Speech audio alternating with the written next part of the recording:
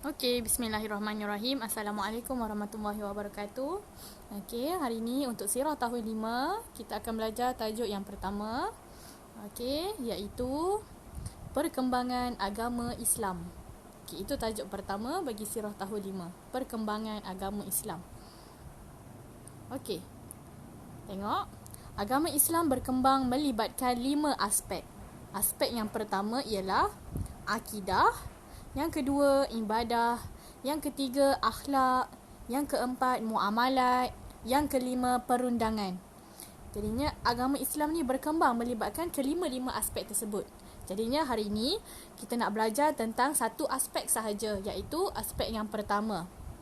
Hari ini kita akan belajar tentang agama Islam berkembang melibatkan akidah. Macam mana agama Islam berkembang melibatkan akidah? Okey, kita tengok yang seterusnya. Okey, akidah ataupun tauhid yang kita belajar tu kan. Okey, akidah adalah pegangan atau kepercayaan yang teguh terhadap sesuatu. Okey, akidah yang diajar oleh Rasulullah SAW adalah tentang keimanan kepada Allah, keimanan kepada malaikat-malaikat, keimanan kepada kitab-kitab, keimanan kepada rasul-rasul, hari kiamat serta qada dan qadar. Okey. Rasulullah telah berdakwah di Mekah selama 13 tahun.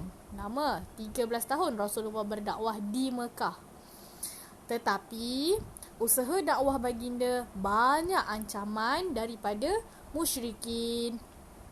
Tapi akhirnya Islam berkembang luas selepas Rasulullah berhijrah ke Madinah. Okey, lepas Rasulullah berhijrah ke Madinah, akhirnya Islam berkembang luas, termasuklah di Mekah. Okey, seterusnya. Okey, dekat sini ada apa tu? Itu adalah rukun iman ataupun Rasulullah berdakwah dari segi akidah supaya untuk masyarakat Arab ni, masyarakat musyrikin ni beriman kepada rukun iman. Okey, yang kita belajar rukun iman ada 6 perkara. Okey, itu yang diajar oleh Rasulullah. Okey, kita tengok yang pertama, beriman kepada Allah. Okey, beriman kepada Allah. Okey, sebelum kedatangan Islam, masyarakat Arab zaman jahiliah menyembah batu, menyembah matahari, menyembah pokok dan berhala. Selepas 8 tahun berhijrah ke Madinah, Rasulullah dapat membebaskan kota Mekah daripada cengkaman kafir Quraisy. Okey, sebenarnya Islam ni dia berkembang dulu dekat Madinah. Okey. Akhirnya lepas Islam berkembang dekat Madinah, barulah Islam berkembang dekat Mekah. Okey. Lepas 8 tahun berhijrah ke Madinah tu, dah akhirnya Rasulullah dapat bebaskan kota Mekah daripada kafir Quraisy. Okey, apa yang Rasulullah buat? Okey, Rasulullah dengan orang Islam telah memusnahkan 360 buah berhala yang ada di sekeliling Kaabah. Okey, Kaabah terletak di Mekah, betul tak? Okey, jadinya lepas Rasulullah dengan orang Islam dapat bebaskan kota Mekah, mereka memusnahkan berhala-berhala yang ada dekat sekeliling Kaabah. Semua sekali ada 360. Okey, antara nama berhala yang dimusnahkan ialah, okey, tengok nama berhala yang pertama. Okey, sebelum tu saya nak tanya, berhala, tahu tak apa berhala tu? Berhala tu adalah patung sembahan. Patung sembahan. Okey. Contoh yang ada dekat kuil, okey, dekat gereja. Okey. Itu contoh berhala, patung-patung sembahan. Okey. Okey, dekat sini ada 6 nama berhala. Okey, ini 6 nama berhala ni adalah nama berhala yang famous, terkenal. Yang dapat dimusnahkan oleh Rasulullah dan para sahabat. Okey, yang pertama adalah Latta. Yang kedua, Uzza. Yang ketiga, Hubal. Yang keempat, Al-Manah. Yang kelima, Asaf. Okey, dan yang terakhir, yang keenam, Nailah.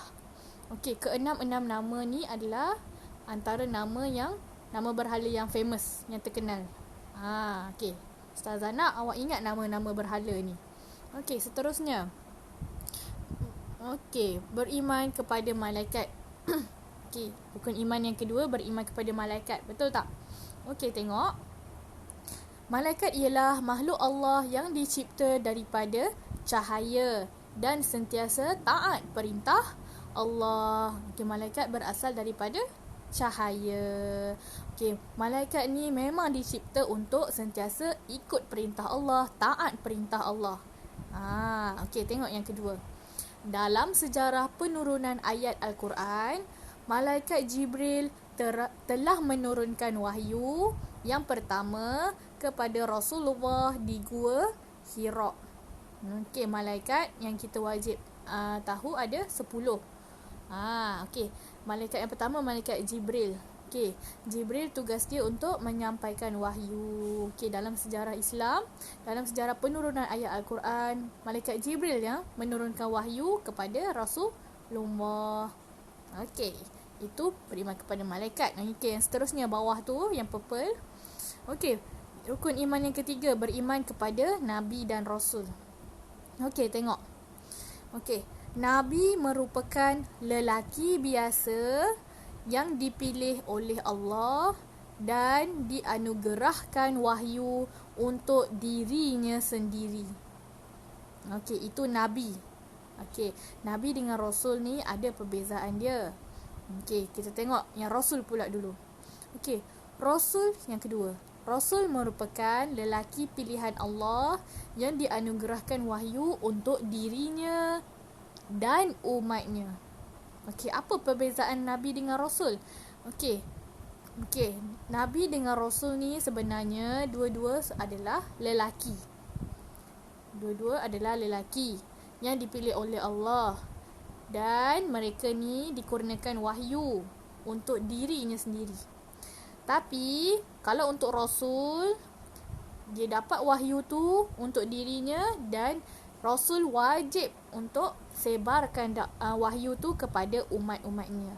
Tapi kalau nabi, untuk dirinya saja, tak payah ajar umat dia, sebab wahyu tu untuk dirinya, itu nabi. Tapi kalau rasul, dia dapat wahyu untuk dirinya dengan dapat wahyu untuk mereka sampaikan dekat umat dia. Okey, faham itu perbezaan nabi dengan rasul.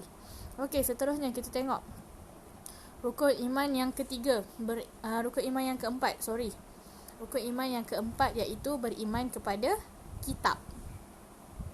Okey, beriman kepada kitab. Okey,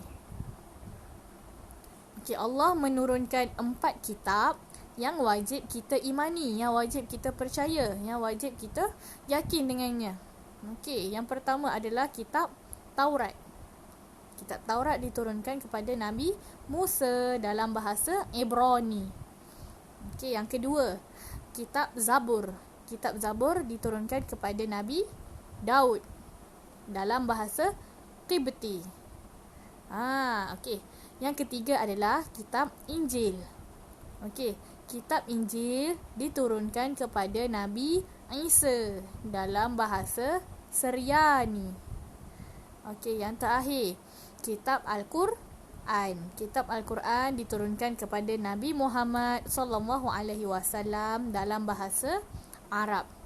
Okey, jadinya antara 4 ni, mana kitab yang akan kekal hingga hari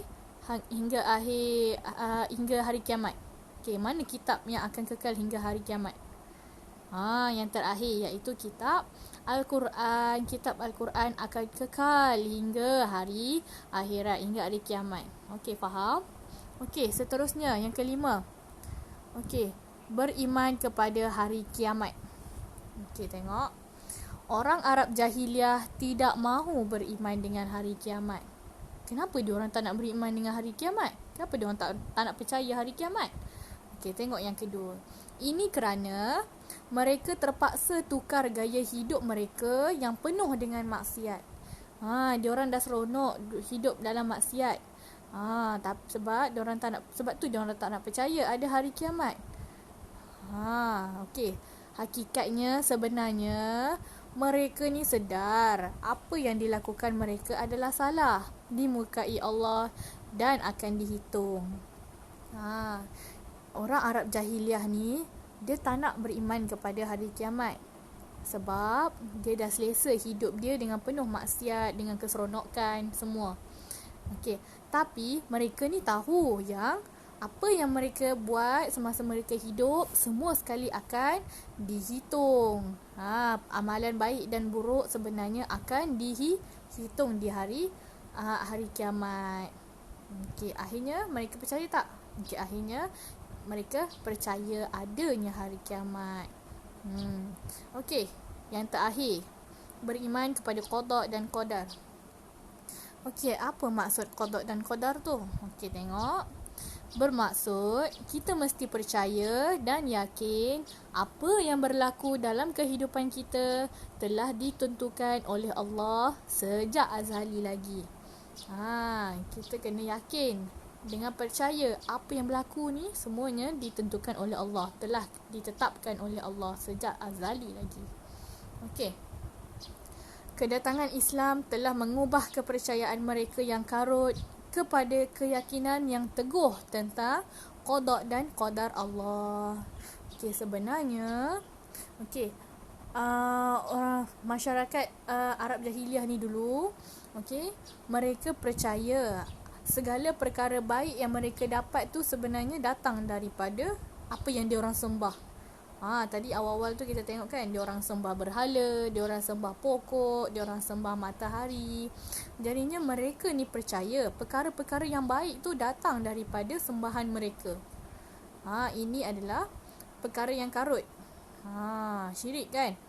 Jadinya Rasulullah dakwah dekat mereka, suruh beriman dengan qada dan qadar. Sebab sebenarnya apa yang berlaku, perkara baik dengan perkara buruk, semuanya ni adalah ditentukan oleh Allah sejak azali lagi. Bukan sebab apa yang mereka sembah tu, bukan sebab matahari, bukan sebab pokok. Itu semua amalan karut nenek moyang mereka. Jadinya selepas Islam berkembang, mereka percaya tentang qada dan qadar. Itu beriman kepada qada dan qadar. Habis dah rukun iman. Jadinya Islam ni sebenarnya berkembang dimulai dengan akidah dulu. Rasulullah ajar dekat mereka supaya tukar diorang punya akidah, tukar diorang punya pegangan, tukar diorang punya kepercayaan. Buang semua tu. Rasulullah tukar untuk percaya kepada 6 perkara, iaitu rukun iman. Apa yang Ustazah terang tadi. Jadinya Islam berkembang luas. Semua orang wajib percaya kepada rukun iman. Itu saja untuk tajuk hari ini. Kalau ada soalan, tolong tanya Ustazah.